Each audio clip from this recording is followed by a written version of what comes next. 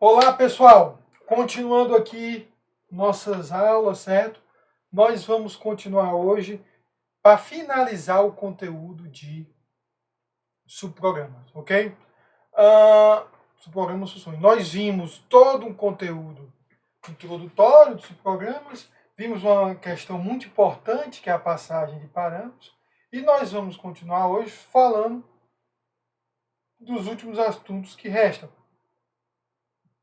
Subprogramas com parâmetros, sobrecarga de subprogramas, subprogramas genéricos, um assunto que é corrotinas, que é um pouco mais, como é que diz? Não está muito no que a gente viu na disciplina até agora, mas a gente fala só para deixar a discussão completa.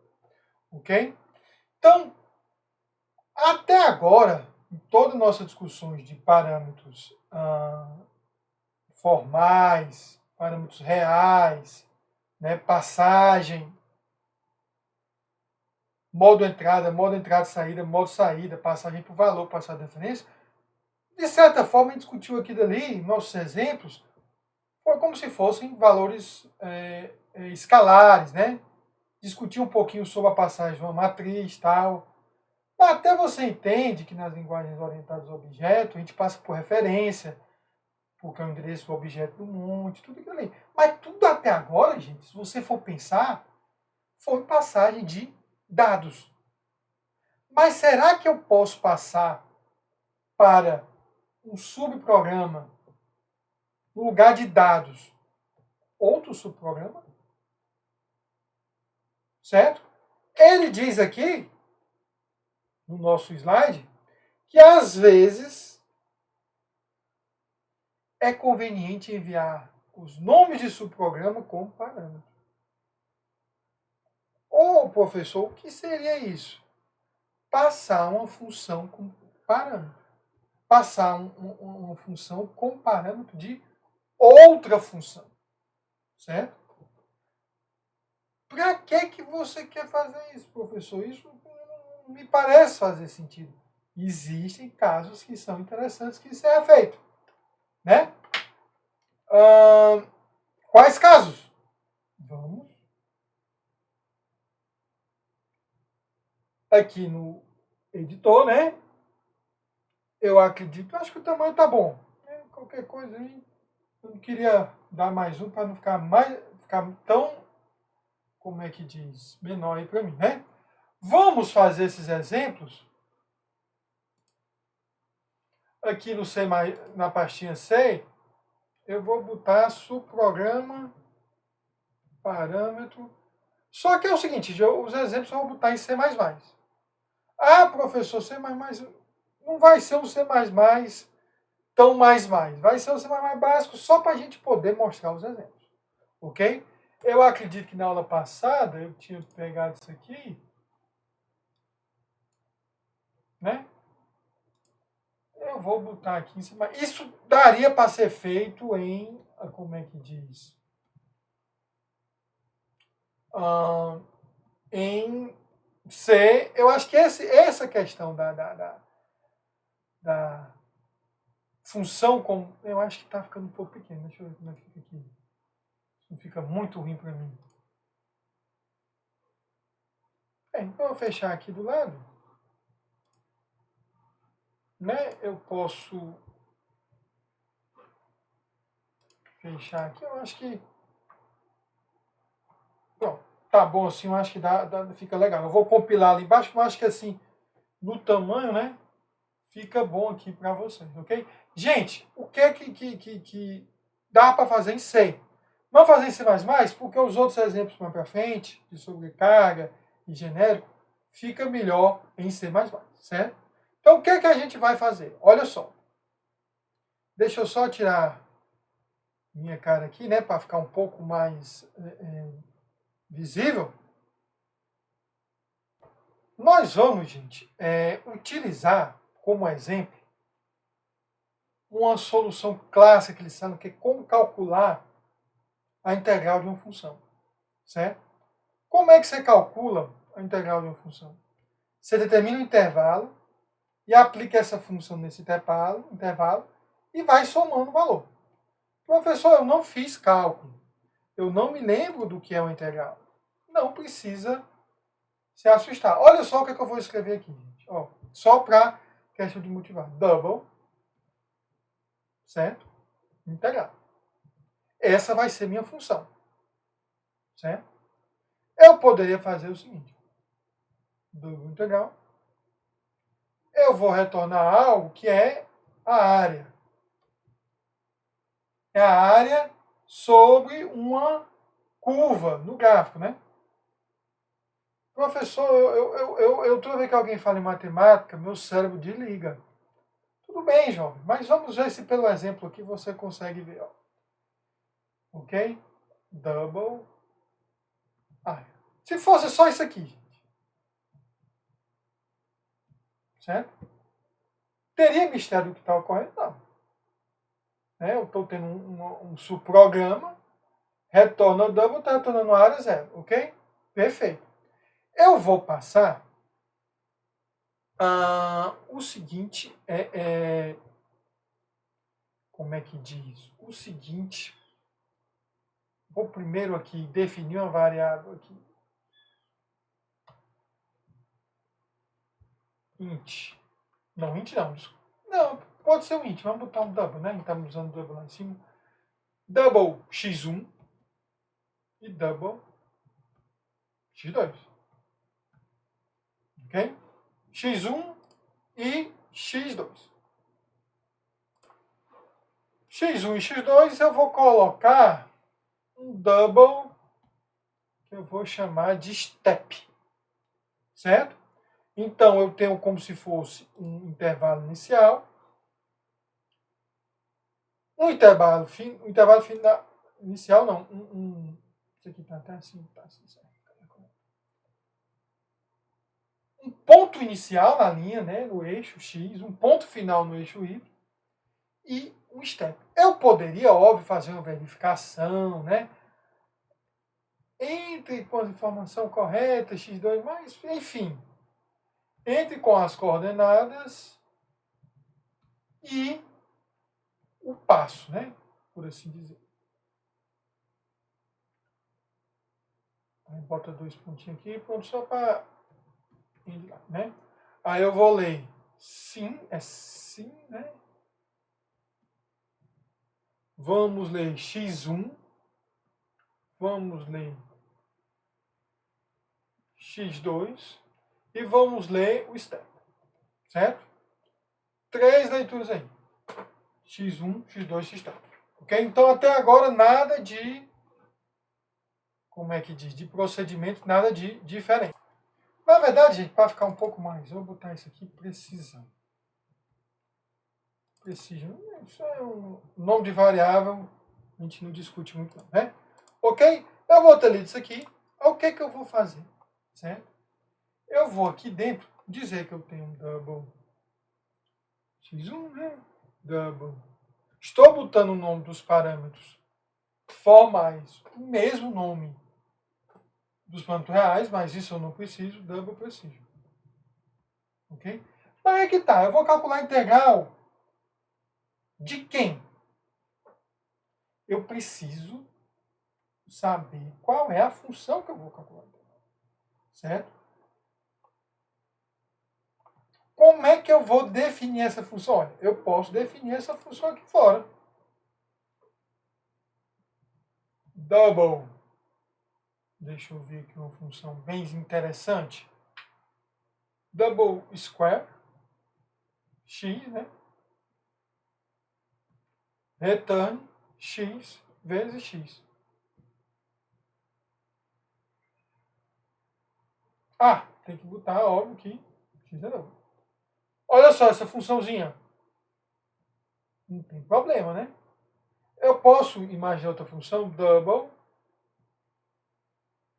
Eu vou chamar polynomial double x e vou x ao quadrado parece uma função fácil, né, de calcular. Vou fazer um negócio bem x vezes x vezes x vezes x mais x vezes x vezes x x vezes x, a parte x. Ó.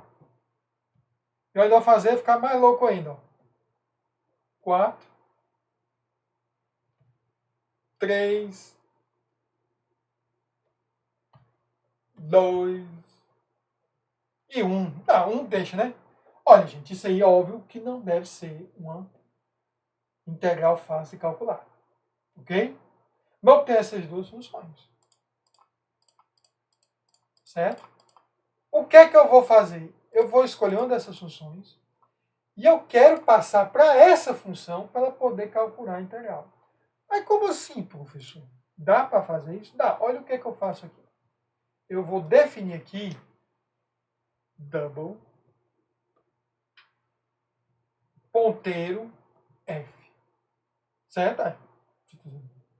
Professor, se fosse só isso, o senhor estaria dizendo que era um ponteiro para double, né? Mas não é só isso. Eu coloquei entre parênteses, olha a sintaxe como é detalhada. E eu boto outro parênteses seguido, ó, double x.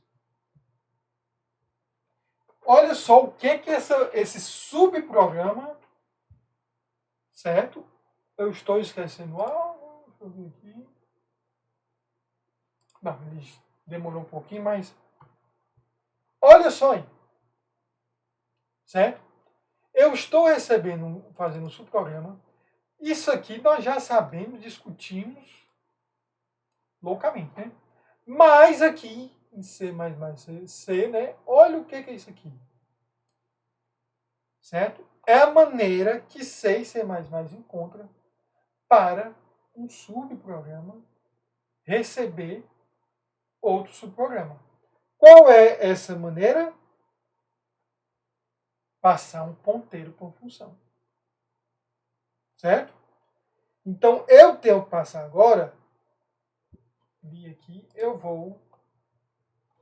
sei que é a função integral, sei que, ó, integral, né? Vai ter o primeiro valor, vou botar x1, x2 e preciso.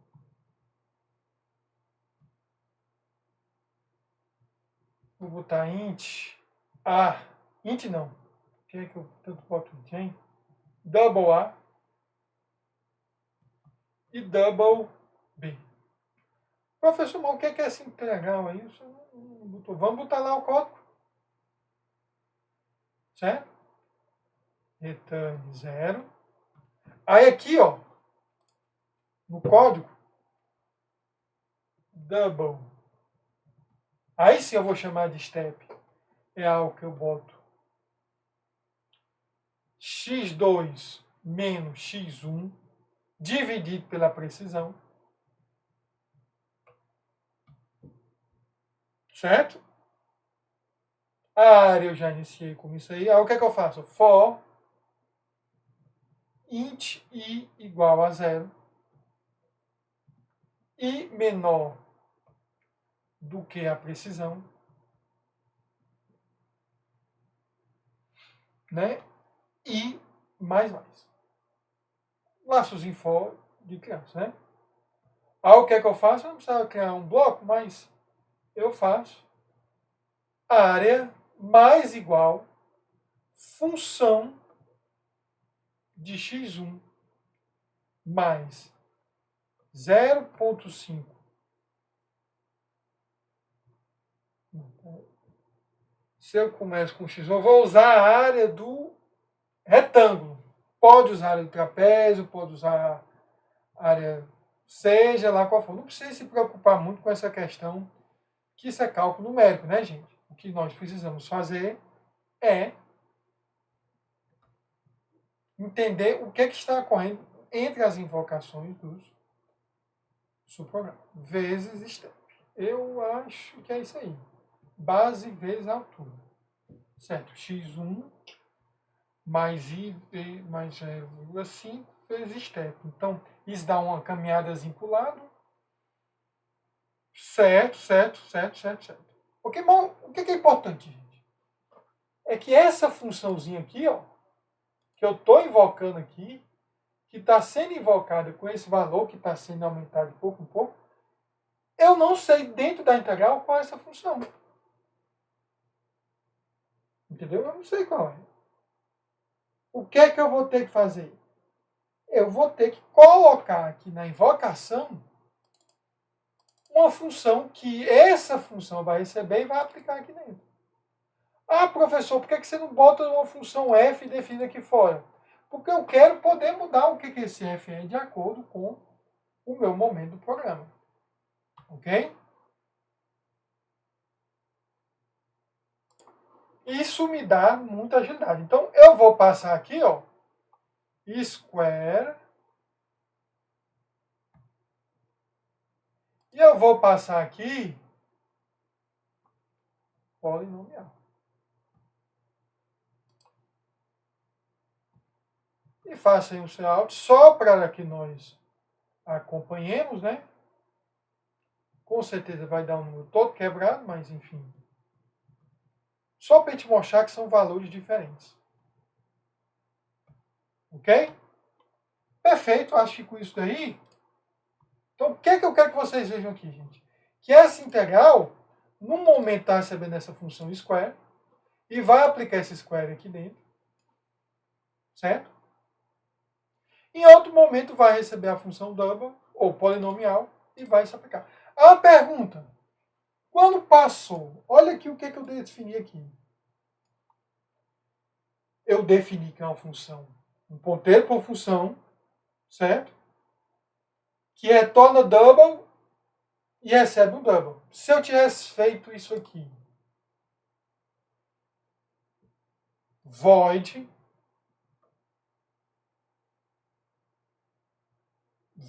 sei lá, fun, int, a.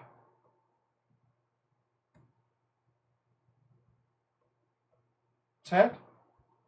Olha só, fun. E se eu tentasse chamar assim, ó? Eu não quero nem saber do valor de retorno. Estou botando aqui, ó, fun. Será que vai dar certo? Veja. Double void. Ele está esperando um ponteiro de uma função que retorna double. Só que eu estou passando uma função que retorna void. Ele está esperando um ponteiro de uma função que lê um double. Aqui eu estou lendo inteiro. Será que ele permite isso? Será que não era uma boa verificar os tipos do parâmetro da função que eu estou passando? Ou eu simplesmente aceito qualquer função e tento aplicar lá dentro, e só lá dentro eu dou o erro? Né? Vamos ver. Primeiro vamos executar a versão. Opa! Olha aí, ó, ele já recomenda. O argumento do tipo void asterisco int a é incompatível com o parâmetro double asterisco double. Então ele não permite o C++, ele verifica os tipos de parâmetros da função que está passando. Se eu tivesse feito int, que eu não posso converter um int para o double, né? Também não aceita, né? Ok? Então, C++ faz a verificação. Vamos ver aqui a execução.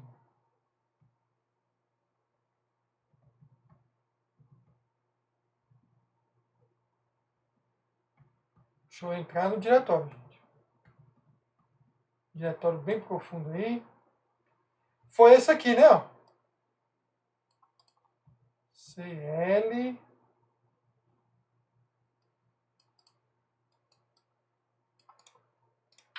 Vamos ver se ele compila.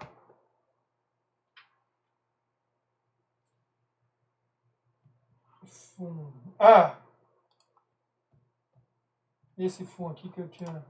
Vamos lá?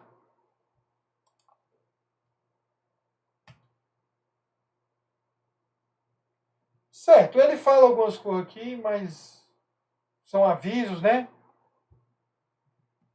Criou aqui, Nelson. Vamos executar agora subprograma parâmetro.exe. Eu vou botar um intervalo de 10 a 100 com a etapa de 5 e 5. Vamos ver o que acontece. Olha aí. Você viu que foi a mesma função. Opa. Os outros parâmetros tudo iguais, né? Ó. Mas a função recebeu funções diferentes e os valores foram diferentes, porque justamente a integral dessa função para essa é diferente. Ok? Então, basicamente, gente, né? Voltando aqui para os slides, isso é um parâmetro que sai, que é um subprograma. Ok? A questão de projeto é justamente o que eu mostrei. C++ verifica, né? C++ não permite que você passe qualquer função. Vai ter uma verificação que a função que está passando realmente atende os parâmetros, ou os requisitos do parâmetro. E aí entra uma coisa que é a questão do ambiente de referenciamento, que vem um pouco a ver com a questão, como é que a gente diz, do escopo estático e dinâmico. Certo? Isso a gente vai ver. Vamos lá. Parâmetros que são o subprograma. C e C++, que foi o exemplo que a gente já mostrou. As funções em si, né, elas não podem ser passadas como parâmetro. Mas ponteiros para funções podem. Isso é mais uma tecnicalidade, né? Mas aqui você vê que eu, ao declarar, eu meio que declarei como um ponteiro com função, né? E ao passar aqui, eu passei só o nome da função, ponteiro para ela. Ok? Então, C++ a gente viu, Fortran possui um mecanismo para fornecer tipos de parâmetros para o subprograma que são passados como parâmetro. Fortran 95, em outras palavras, também permite. Né? ADA não permite, olha, aí é que está, ADA não permite que subprogramas sejam passados com parâmetros. Certo? Teria que ter algo como o genérico que nós vamos ver mais na frente. E aí a questão de linguagem, né, gente? C++ não permite, Fortran não permite, tudo mais, né? Aí, olha só. Parâmetros que são subprogramas, né? Ambiente de referenciamento. Ou seja, tem uma variável lá dentro do meu subprograma. Qual é a variável que eu referencio? Olha como isso é parecido com escopo estático. Eu vou deixar esse de aqui para o lado e vou usar o exemplo do livro. Eu notei que eu não tenho uma pasta ainda. Ah, não quero criar uma pasta nesse nível. Como é que eu crio uma pasta no nível mais alto? Ele está criando sempre aqui dentro. Pronto. JavaScript. Não vai ser um JavaScript executável, mas serve para a gente ver, gente. Vamos botar aqui. Eu vou criar uma nova referenciamento.js. Certo? Olha, function.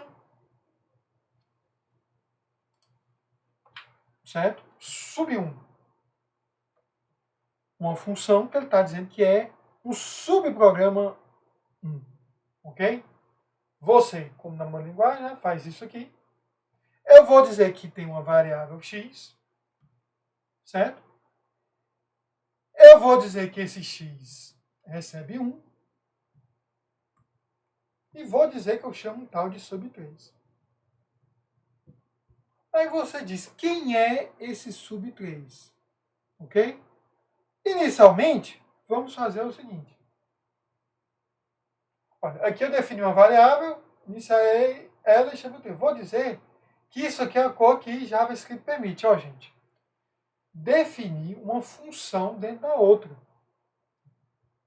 Aí tem que lembrar, né, daquele problema lá do, vou chamar qualquer coisa aqui alert x, do escopo estático ou dinâmico, né?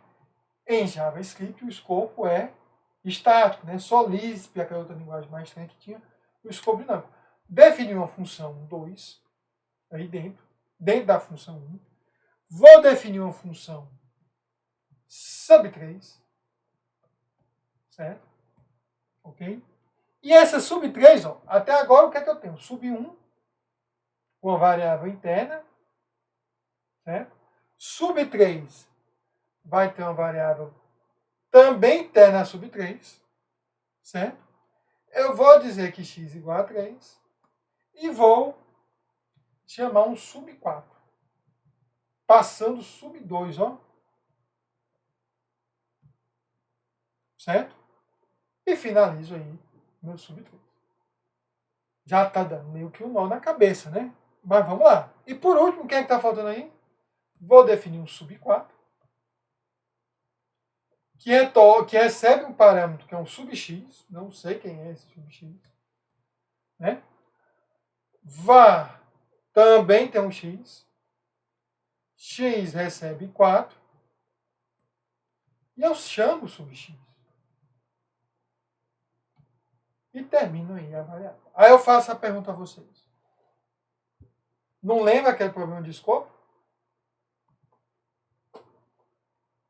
Certo? Lembra. Se fosse escopo estático, eu ia dizer que esse x aqui, certo?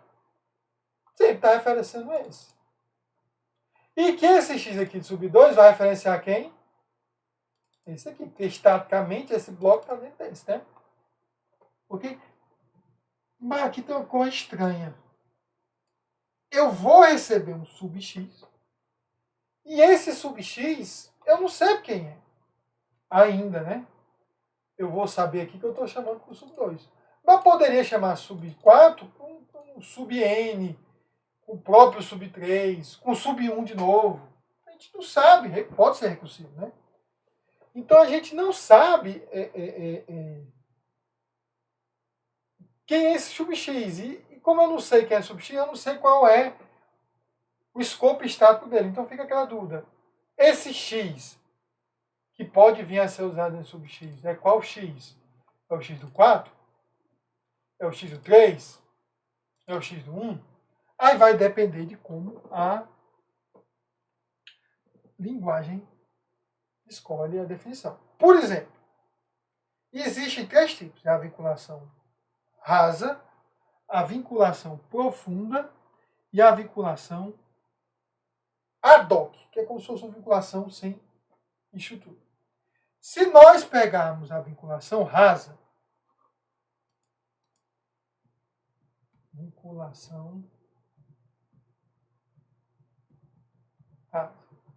quando eu executasse isso aí, sub3, sub1 ia chamar sub3 e sub3 ia chamar sub4 com sub2. Se sub2, ao ser chamado aqui, né, porque está sendo passado aqui, utiliza esse x, a vinculação é rasa. O que quer dizer essa vinculação rasa? O ambiente da sentença de chamada que chama o subprograma é que define a vinculação. Certo? Então, qual é o ambiente que vai chamar sub2? Vai ser esse aqui. Se é esse aqui, então é esse x. Então é raso. É meio como se fosse o x que eu estou encontrando mais rápido. Ok? Se eu usar esse x aqui, que é como se fosse o x do escopo estático, né? Que é onde sub2 foi definido, qual o x, né? Vinculação profunda. Eu vou estar dizendo que é o ambiente da definição do subprograma passado. Ok? E se eu usar, na verdade, esse x aqui, eu tenho uma vinculação ad hoc. Né? Que não é totalmente dinâmico. Eu estou usando o ambiente da sentença que passou o subprograma. Que no caso foi quem passou o sub2. Então, ad hoc é o ambiente de quem passou o sub2. Rasa é o ambiente onde sub2 está sendo invocado. Aqui no caso como x. E profunda é o ambiente onde sub2 foi determinado. Na prática, qual que é utilizado? Assim como no caso do escopo estático, o que é utilizado é a vinculação profunda. Essas outras duas vinculações são muito dinâmicas. Fica complicado para o compilador gerar isso aí. Ok? Então ele acaba fazendo a vinculação porque ele sabe onde foi definido. Certo? Então, são esses tipos aí de referenciamento, vinculação rasa, profunda e ad hoc. O que acaba ocorrendo é a profunda porque ela é mais próxima lá do escopo estático, que é o que a maioria das linguagens utiliza. Ok? Então, isso aí, gente, nós definimos a questão de como, né, mostramos um exemplo na linguagem, eu posso ter uma função que passa outra. Ok? Uma função que recebe outra como parâmetro. Né? Continuando. Subprogramas sobrecarregados. O que significa sobrecarregar? Ah, professor, sobrecarregado sou eu, esse mestre. Olha, vamos lá, gente. Um subprograma, ele é dito sobrecarregado, é um programa que possui, olha só a ênfase aqui, ó, mesmo nome. É isso que é a mesma coisa. Certo? O mesmo nome de outro subprograma no mesmo ambiente. O que é ambiente? É no mesmo bloco, no mesmo escopo, certo? No mesmo espaço de nome. Então, ter duas funções com o mesmo nome. Ok? Isso é utilizado à torta e à direita. Todas essas linguagens aqui, né, ó, utilizam subprogramas sobrecarregados. Não só permitem que você defina, né? Também, como é que diz? Já inclui na própria biblioteca da linguagem subprogramas sobrecarregados, né? Ok? Se você pensar especificamente em ADA, o tipo de retorno e uma função sobrecarregada, que é tipo de retorno de uma função sobrecarregada, pode ser usado para desambiguar, ou deu essa palavra, né? Para diferenciar a chamada. Ok? Logo, duas funções sobrecarregadas podem ter o mesmo perfil de parâmetros e diferirem apenas em seu tipo de retorno. Ok?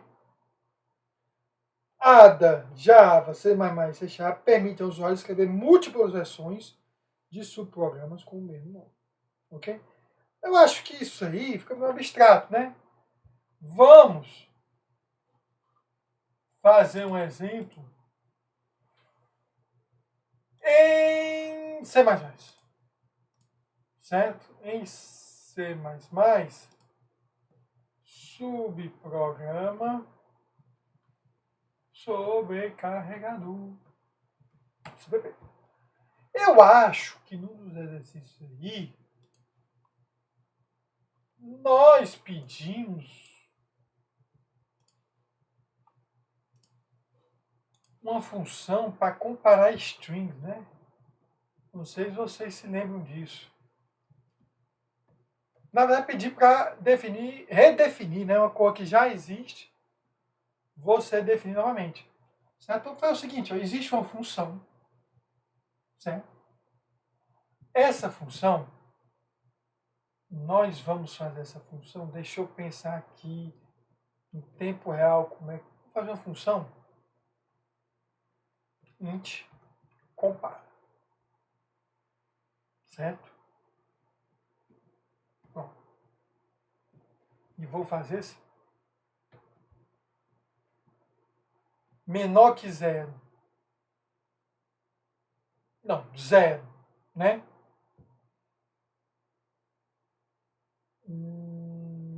Eu vou chamar int compara e vou dizer int a, int B. Tudo bem? Return 0. Uma função, ó, professor, isso é um programa muito bom. Novamente, isto é um exemplo, só para a gente ver o efeito. Eu vou definir se retornar 0, valores iguais. Se retornar menor do que 0, A maior do que B. E se retornar maior do que 0, B maior do que A. Deixa eu ver se é isso aí mesmo. Eu estou pensando. Vou botar até um símbolozinho aqui para ficar mais. Se retornar igual a 0. Imagine que o 0 seria a posição do valor igual, né? Se for menor que o primeiro parâmetro, é maior. Se for... Enfim, gente, eu poderia definir isso aí do jeito que eu quisesse. Ok? Mas, se eu fizer agora, dentro do código, como isso é um exemplo qualquer, if A igual a B, return 0, else, if A maior do que B, return menos 1, else if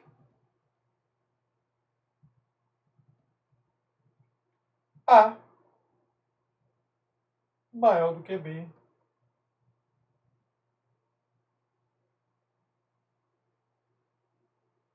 return 1. Aqui não ficou claro, né? Menos 1.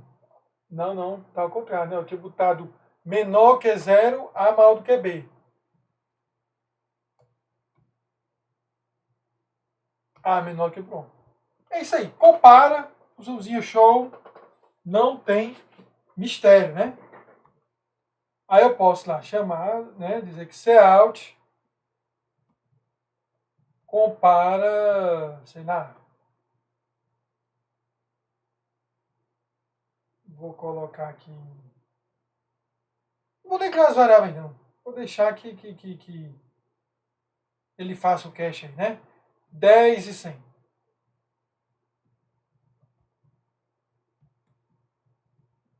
Entendeu?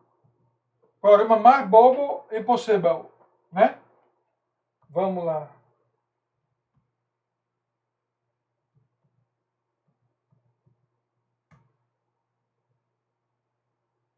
Compilou, né?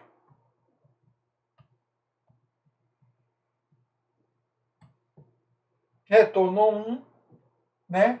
Porque, na verdade, 100 é maior do que... Ok? Então, basicamente, isso daí é um procedimentozinho bobo, tranquilo, numa boa. Agora, se eu fizer isso, int, compara, certo? Eu estou passando ali... aqui eu não precisava nem ter mais isso aqui, né?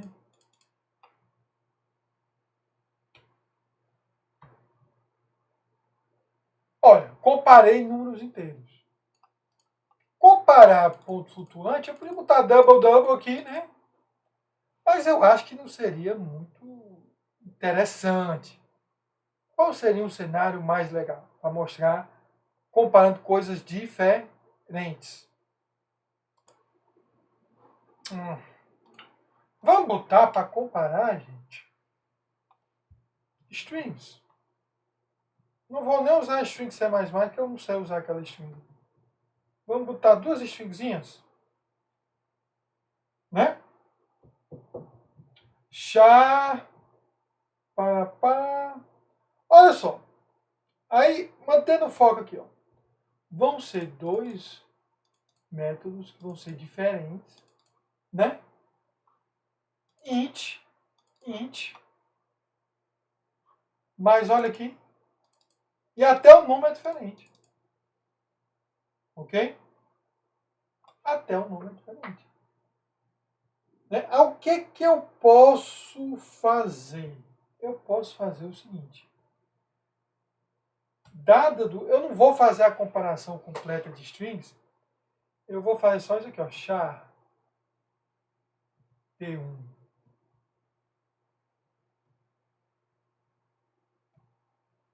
certo? E char P2 str2. Ok, então eu pego o primeiro caractere de cada string. Como é que seria a comparação correta, né? Eu poderia fazer... Vamos ver se a gente consegue fazer assim, ó. Eu nem sei, vocês que se exercitaram isso lá na tarefa. Eu vou fazer o seguinte. While int pos igual a 0, né? While str1 pos igual a pos. O problema é que eu teria que comparar o comprimento, né? Para esse pós aí não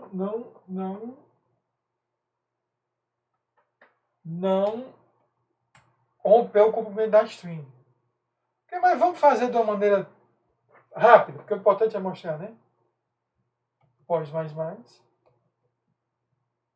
certo?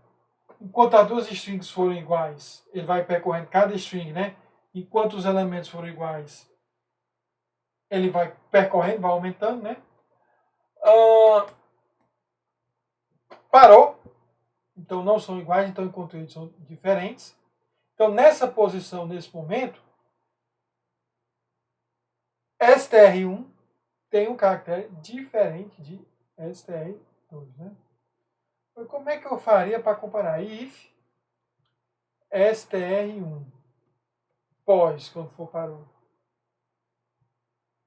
certo? For menor do que str2 pós, não, se for menor, o que eu retorno? O primeiro é menor, retorno. O primeiro sendo maior, retorno menos 1. Else, if str1 pós menor do que str2 pós. Vou apagar aqui que não precisa só uma.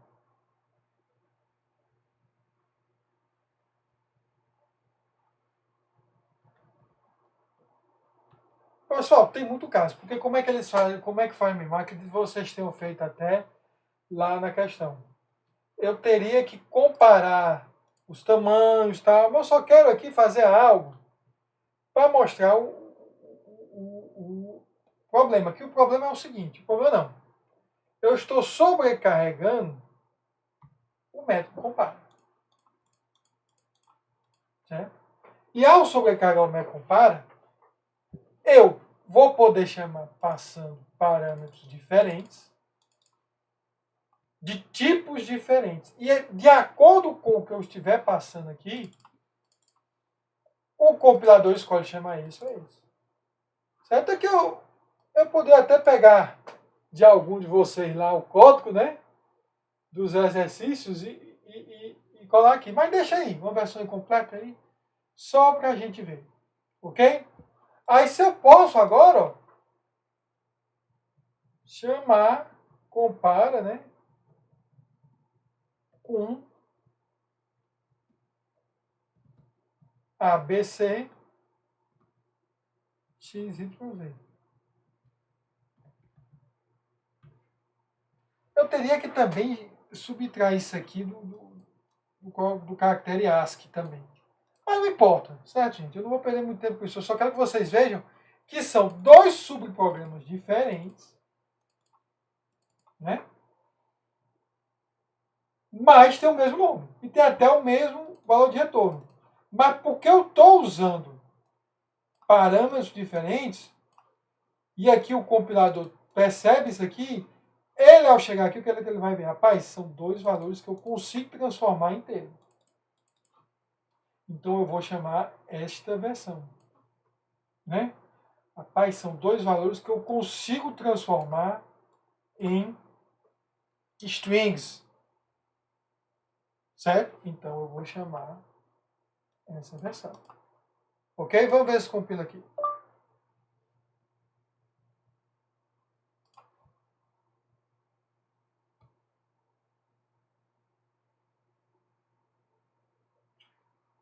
Certo, não deu erro. 1 em 1. Né?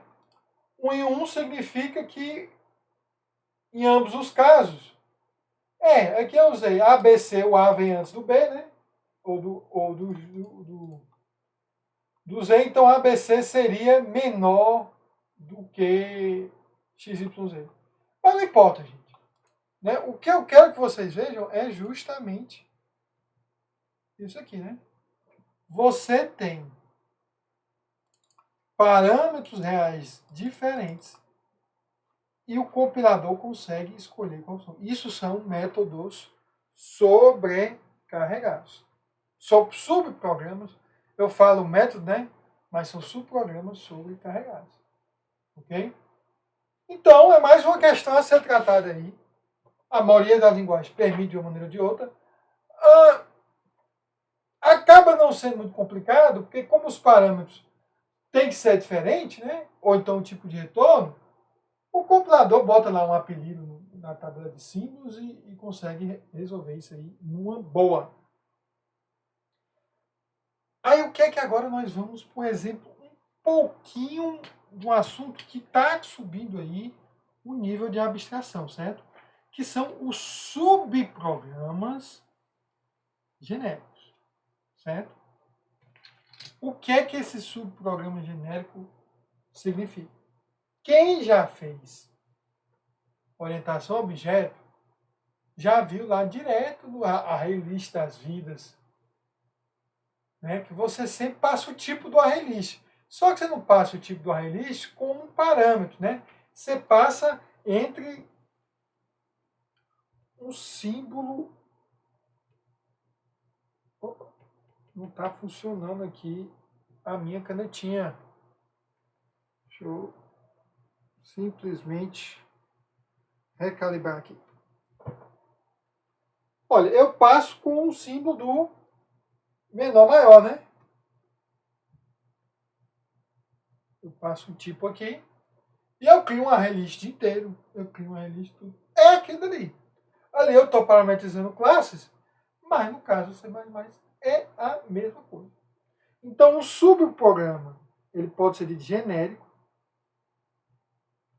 ou já usando a linguagem lá de orientação a objeto, ele pode ser dito polimórfico, se ele recebe parâmetros de diferentes tipos em diferentes ativações. Então, eu posso ter um parâmetro no momento que é, como é que diz, um inteiro, em outro momento é um double, em outro momento é um string e por aí vai. Ok? E aí, gente, você nota que é o seguinte, essa questão já está presente no próprio projeto da linguagem. A soma entre dois inteiros é diferente da soma entre dois pontos flutuantes. Quem fez a arquitetura sabe que são representações diferentes e lá dentro da máquina são instruções diferentes. Então você pode dizer que o mais é um símbolo sobrecarregado. Certo? Então, subprogramas sobrecarregados fornecem um tipo particular de polimorfismo chamado polimorfismo ad hoc, certo? E o que, é que a gente chama de polimorfismo paramétrico? É fornecido por um subprograma que recebe parâmetros genéricos, que são usados em expressões de tipos, que descrevem os tipos do parâmetro programa. Então, eu vou dizer um tipo, e a partir desse tipo eu construo, né, os parâmetros. Aí, antes de chegar no exemplo, olha só. Né? Subprogramas genéricos, né? Em ADA. Né? Ele dá um exempliado, a gente não vai. Vamos ver um exemplo em C mesmo, porque, como é que diz? O C a gente consegue compilar, consegue ver rodando aqui no board, é mais interessante, né? Em ADA, a ADA fornece polimorfismo paramétrico por meio de uma construção que suporta a construção de múltiplas versões de unidades de programa para aceitar parâmetros de identidade. Ou seja, no livro, por exemplo, mas em ADA, você tem que criar um módulo genérico, tudo. Então, é mais parecido com o que a gente vai ter em Java, porque esse aspecto genérico de ADA já está muito ligado com o aspecto orientado a objeto. Ok? Então, não vamos ver esse exemplo. Não vamos ver aqui um exemplo. C++ é mais interessante. Né? C++, né? Como é que C++ faz? Versões de um subprograma genérico são criadas implicitamente quando o subprograma é nomeado em uma chamada ou quando seu operador tem o endereço I. Certo? Ok. Subprogramas genéricos são precedidos de uma cláusula. Olha como é que eu defini C++. Template, que lista as variáveis genéricas. Nós vamos ver esse exemplo aí daqui a pouco. Ok? Passando adiante.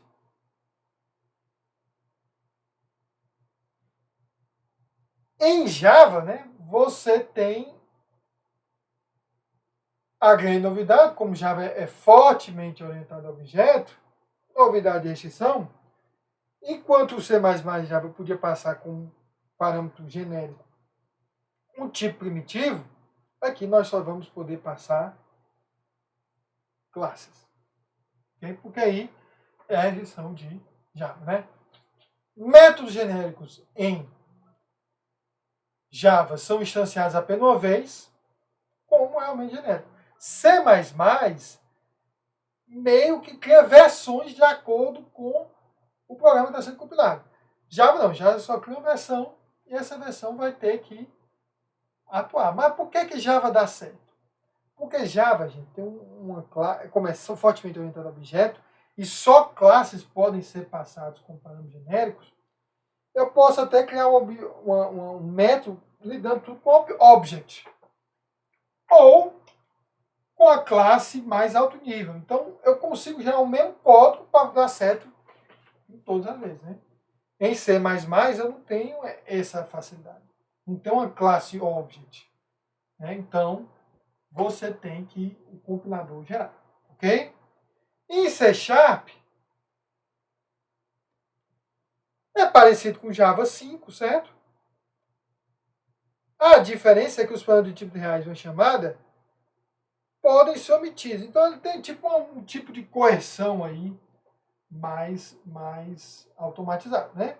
Ok? Aí vamos ver aqui uns exemplos. Nós vamos ver depois no código lá, né? Eu acho que fica mais fácil a gente ver com o código.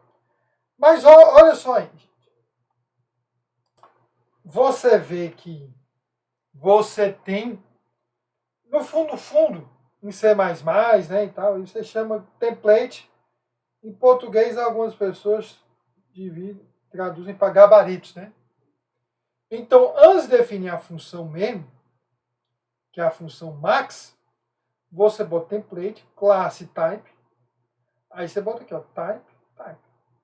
Esse type, no tempo de execução, pode ser transformado num int, num double, etc. E você tem que garantir que seu código, aqui no caso esse código aqui, funciona para qualquer um deles. Ok? Qual é a vantagem? Ah, professor, não podia fazer tudo double? Olha, correção de inteiro para double pode ter problemas, né? Aqui você realmente garante que você vai usar as operações corretas e tudo mais. Vamos mostrar aqui um exemplo? O livro tem um exemplo, eu acho meio bagunçado. Vamos pegar aqui novamente um exemplo em C++. Genérico. subprograma.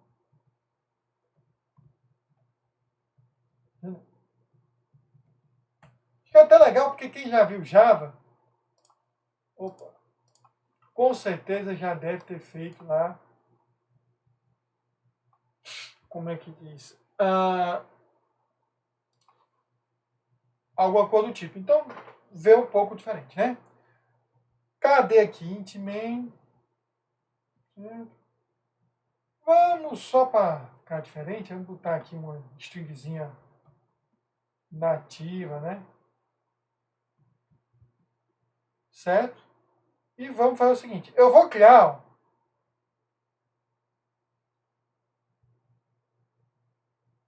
né? Eu vou criar usando a notação aí que o livro colocou, template, abre e fecha, né? Aí eu vou dizer type name. Bom, eu vou dizer o nome do tipo, né? Olha só, gente, void func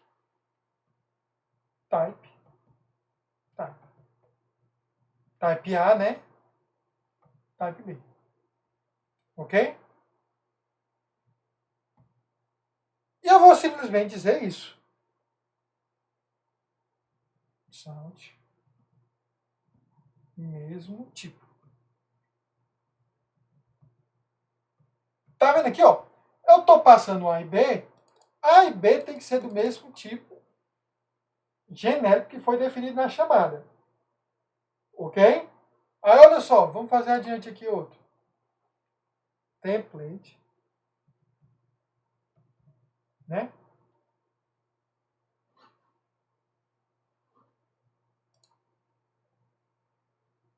Type name. Aí eu vou fazer o seguinte, ó, gente. Um tipo A. Type name. Um tipo B. Opa, aqui fez assim, né? Então, eu estou meio que forçando a barra. E eu chamo void.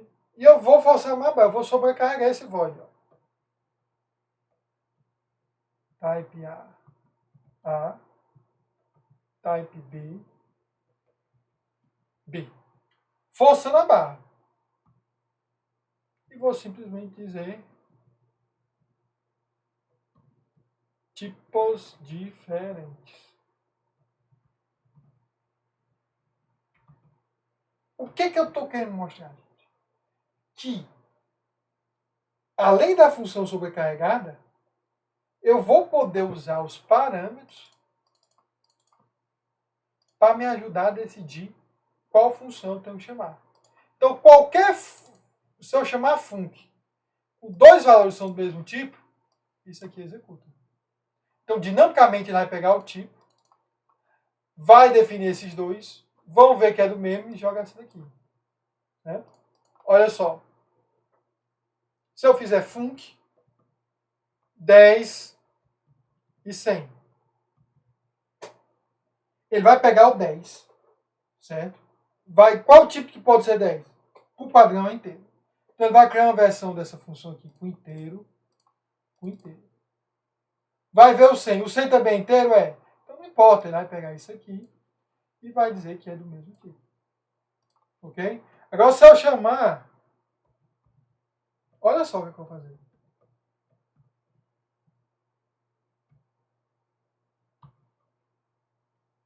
Ele vai ver que ele não consegue encaixar isso aqui nesse gabarito. Mas consegue encaixar nesse. Né? Em que um tipo é um inteiro e esse aqui, no máximo que ele vai conseguir fazer é transformar num float, né? Ou num double, né? Vamos ver o que acontece ao executar esse programa.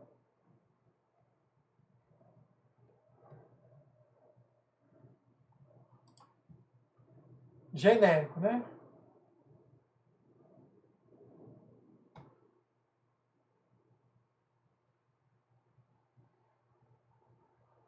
Deu erro, não, só um warning. Eu não especifiquei, certo? Porque o correto seria especificar aqui o tipo. Eu não especifiquei.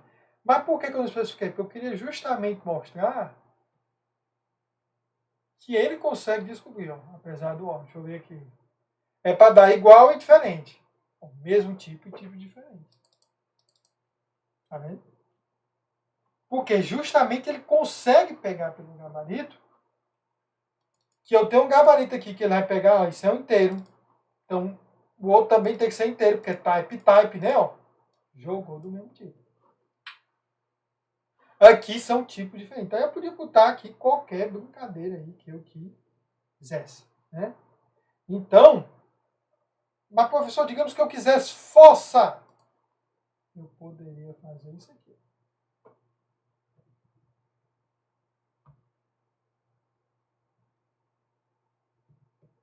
Aí eu estou dizendo, rapaz, tem que transformar inteiro. O que é que eu nem sei se compila, mas eu acredito que vai pegar isso aqui, vai ver como eu estou forçando aqui inteiro e só estou passando um, vai forçar a escolher esse daqui, e vai ficar inteiro, e vai transformar esse 100 em inteiro.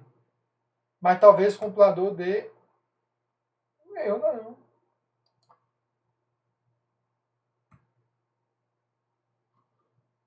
Eu acho que ele meio que descartou essa minha sugestão aqui, viu? Ele realmente viu por aqui. Não dá. Ok? Então é isso aí, gente, que são os tipos genéricos. Você passa um parâmetro, ou pelo contexto, e ele consegue descobrir qual é o tipo e cria um método adaptado para aquele tipo. Ok? Esse exemplo é bom porque ele mistura as duas coisas. Mas vamos pegar um exemplozinho mais... Eu vou construir aqui em cima mesmo, certo, gente? Olha só. Aqui eu criei esses func. Um exemplo sem sobrecarga. Somente genérico. Template, posso fazer um type mymax tx ty, né? Return x maior do que y, se for verdade x, se não y. Ok? Não vai ter correção. O professor podia fazer esse método apenas double. Se eu chamasse com tudo double aqui, certo? Os meus inteiros seriam que ser convertidos para double. Isso pode causar problema. Ok? Além de exigir mais tempo, porque você comparar toda a operação em torno flutuante demora mais, né? Ok? Então, eu posso fazer aqui, ó. Fiz daquele jeito, né? Cout my max. Aí eu determino que é um inteiro. 3 e 7. Ninguém. Eu posso fazer também, ó, cout my max. Eu determino que é um double. Aí sim eu chamo 3.0 e 7.0. Não vai ter correção, não vai ter nada. Ok? E eu posso também fazer cout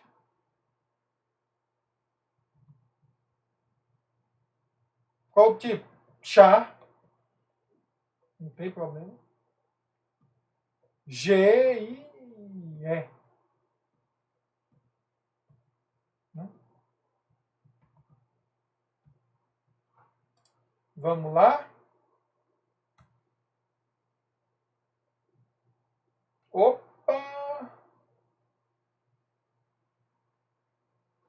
Deu um erro aí. O que foi que eu errei aqui? TT my max type name. Ah!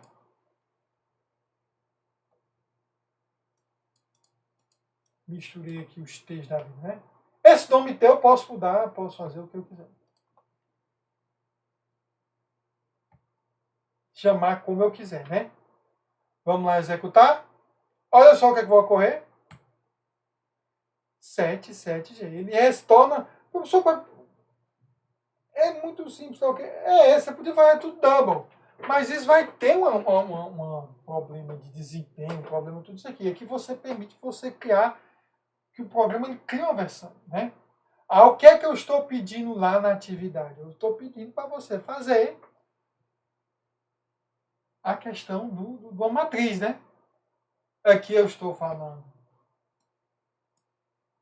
tipos escalares, mas você pode passar ponteiros, você pode fazer várias coisas. Então é só um pequeno exemplo de como fazer polimorfismo baseado em C++, né? Aqui dali. Qualquer coisa vocês pesquisem um pouco mais, exemplo é o que não falta, né? Mas o importante é essa visão geral, ok? Continuando, questões de projeto para funções, né? Os efeitos colaterais são permitidos? Vocês se lembram o que é efeitos colaterais? Era eu fazer algo nesse tipo, né? Eu tenho A mais A, sendo que F de A está recebendo como referência e F pode alterar A. Isso é um efeito colateral, certo? São permitidos? A maioria das linguagens permite, certo? Para não permitir, eu teria que ter os parâmetros sempre no modo entrada, ok? Mas a maioria das linguagens permite, né? Quais são os tipos de valores que podem ser retornados numa função? Certo? A maioria das linguagens restringe os tipos que podem ser retornados. Certo? C permite qualquer tipo, menos matrizes e funções. Eu não posso retornar uma função por uma função. E matriz eu retornaria o ponteiro, né? Se eu quisesse retornar. Certo? C++ também vai permitir que você defina estruturas e classes e por aí vai. Em ADA, os subprogramas podem retornar qualquer tipo, mas não podem ser retornados a partir de funções.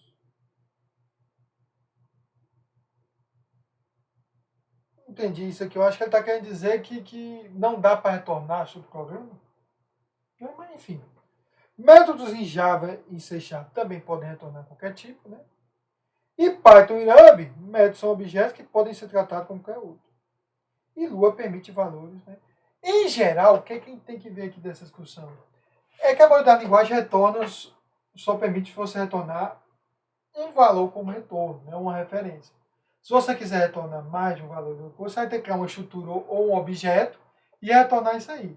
Lua e Go, que é outra linguagem mais moderna, permitem que você tenha lá um return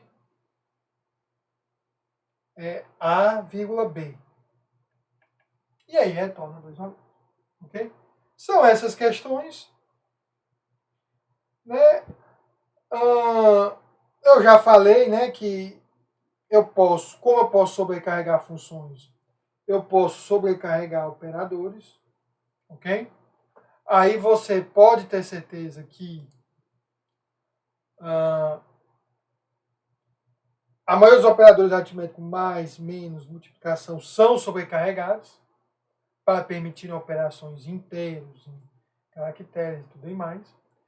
E um exemplo em ADA, que ele diz que eu poderia sobrecarregar o operador de multiplicação, né? Para pegar dois vetores, né? E aí, quando eu tivesse dois vetores A vezes B, se subentenderia que isso aqui é o produto vetorial, ou produto escalar de dois vetores. Ok? Então, é uma questão mais polêmica, porque algumas pessoas dizem que ajuda na legibilidade, outros dizem que é mais propenso a erro, né? E o último assunto, gente, é algo que a linguagem hoje, Go, permite, né? Mas é uma permissão, como é que a gente diz? É diferente do que está falando aqui no livro, certo?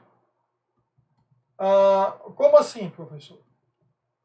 No livro, ele apresenta essas cortinas meio como se fossem processos lá no SO. Certo? Como assim, professor? Olha, uma cortina, ele vai dizer que é como se fosse um subprograma, certo? Especial, que possui múltiplas entradas. E as cortinas chamadora e chamada estão num relacionamento mais igualitário. O que é um relacionamento mais igualitário? Nos subprogramas tradicionais que a gente tinha, quando uma função chama outra, a função que chamou fica bloqueada e a função chamada executa. Aqui, a invocação de cortina é chamada de uma continuação, em vez de uma nova chamada. Eu chamo uma função, chamo outra, a outra função executa, retorna, mas quando eu chamo ela de novo, eu não vou estar começando do início, não. Eu posso continuar onde ela parou. Então é como se a cortina ela não necessariamente retornasse apenas ao final da sua execução. Ela pudesse retornar num ponto intermediário, mas, assim como um processo no SO, o estado de execução dela fosse salvo. Para quando ela for chamada de novo, como é que diz? Ela continuasse do mesmo ponto. O mecanismo de controle das cortinas é chamado de modelo de controle de unidade simétrico, que é justamente isso aí. Uma função não continua só quando a outra termina, né? Elas ficam, como é que diz, em execução ao mesmo tempo. Então isso dá uma ideia de quase concorrência, né? Multiplexação do tempo, que é todo aquele conceito lá do, como é que diz, dos processos em SO. Ok? Aí adiante. Aqui ele tem aquela figura. Olha como lembra, pessoal. Quem acredita que todos tenham feito SO, né? Você começa a rotina principal, né? Ó. Aí passa para B, B começa a executar, pá, volta para A. Aí executa, pá, pá, pá. Volta, pontinha parado antes em B, executa, pá, pá. Parece aquela figura de intercalação de processo. Ok? Nisso daí, aí você pode ter várias alternações aí, ok? Go tem uma subrotina hoje, mas não é mais normalmente como esse tipo, porque Go acaba criando threads, né? Então, isso aí, como a gente também não vai ver os capítulos de paralelismo, nós não vamos nos aprofundar bastante, ok? Então, com isso aí, gente, nós vimos os conceitos iniciais de subprograma. Nós vimos a questão desde das definições do que são, né? Vimos a passagem de parâmetros, que é uma das questões mais importantes, e vimos aí subprogramas alinhados, né? Passados com parâmetros, sobrecarregados e genéricos, ok? Vai ter uma atividade aí para vocês brincar com o subprograma genérico, ok? Mas por enquanto nós terminamos aí e vamos, na próxima semana, vamos para o capítulo 10, que é a questão de implementação de subprogramas. Que é entender como é que eu posso organizar a memória para dar suporte a isso aí. Ok? Então é isso aí. Terminamos o capítulo 9. Próxima semana, o capítulo 10 tem uma atividade aí de funçãozinha genérica para vocês fazerem. Ok, pessoal? Até a próxima, então.